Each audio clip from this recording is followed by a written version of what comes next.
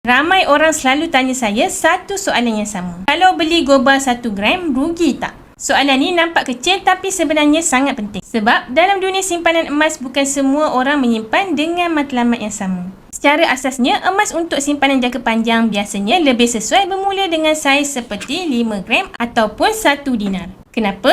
Kerana kos premium atau kos upahnya lebih rendah. Maksudnya, jika anda bandingkan 1 keping goba 5 gram dengan 5 keping goba 1 gram, jumlah gramnya sama 5 gram. Tapi keuntungan daripada 5 gram biasanya sedikit lebih tinggi kerana kos upahnya lebih rendah. Tapi ini tak bermakna simpan goba 1 gram tu rugi.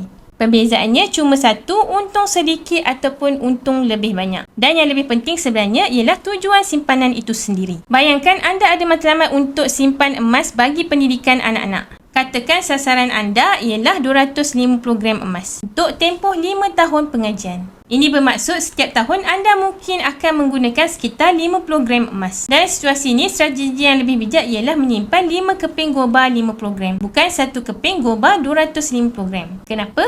Sebab harga emas secara purata meningkat sekitar 10% setahun. Jika anda menjual keseluruhan 250 gram sekaligus, anda mungkin kehilangan potensi kenaikan harga emas untuk tahun-tahun berikutnya. Tapi jika emas tu dijual 50 gram, anda masih berpeluang menikmati kenaikan harga emas setiap tahun. Di sinilah seni sebenar menyimpan emas. Ia bukan tentang saiz emas semata-mata, ia tentang strategi dan matlamat kewangan.